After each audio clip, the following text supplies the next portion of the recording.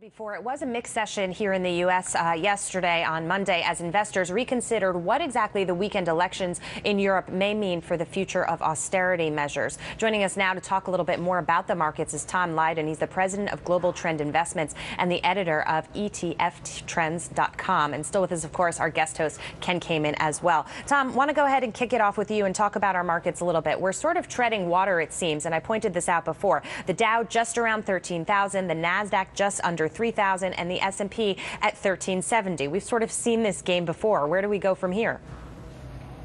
Yeah, you're right.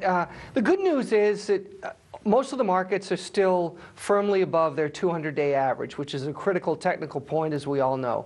The other thing is, so far year to date, compared to the last couple of years, volatility, for all intents and purposes, is dried up, which means that the average investor, who really was, I guess, a bit tenuous about the markets the last couple of years, has exited. We've seen over $1 trillion go into the fixed income markets, into bond, mutual funds, and ETFs.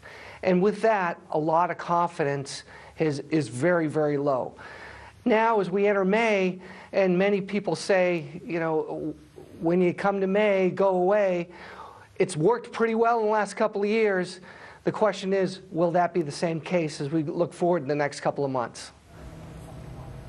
You know, one of the questions I have is, in the T's to your segment, they talked about your idea of a market melt-up, and you just referenced all this huge amount of cash that's sitting on the sidelines.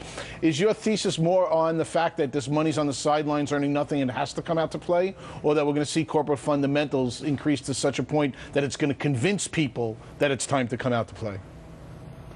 Well, I think in both cases you're hitting the nail right on the head. If you look at earnings, so far for first quarter, 70% has exceeded expectations as far as earnings reports are concerned, which has been tremendous, and nobody's talking about it. A lot of eyes are on Europe and the European elections. You know, not only that, this has been continuous for the last 13 quarters, better than expected earnings. And the fact that confidence is so low, and the fact that there's so much money on the sidelines, there have been precedent in past periods of time where people get so scared that there's really nowhere else to go. They go to the fixed income markets, and then from an interest rate standpoint, many don't understand that as we start to see rates creep up when the markets recover, there's a big shift out of fixed income back into equities. And I think by the fall, that's a scenario that could come to pass. Tom, it's Ross. I take your point about better than expected earnings, but that's history. Isn't it more important there weren't an awful lot of companies that were guiding up? Well, you're right, Ross, but this happened last quarter as well. From an earnings standpoint, we know that most publicly traded companies are being very, very, very conservative about earnings guidance going forward. I mean, they want to be in a situation where they can surprise. It just does nothing but help them out. And I think we'll continue to see that as we go into the next quarter. Okay, Tom, stick around. More to come from you and Ken as well. Tom, just before we let you go, just a last subject here, because you follow ETFs. If you've got the NASDAQ 100, it's now so heavily loaded up with Apple. How much of a problem is that for ETF players on that indice?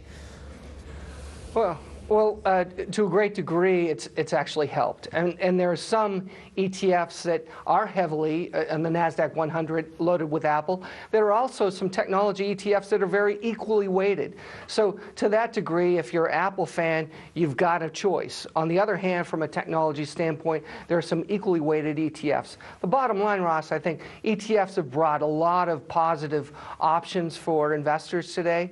The fact that they've got lower costs, lower turnover, lower tax implications. Yeah. Investors really have been moving out of mutual funds into ETFs. All right, Tom, we're going to have to leave it there. Tom Lydon, president of Global Trend Investments and editor of ETF Trends.com. Great to have you with us, as well as Ken Kamen, president of Mercadian Asset Management. Always great.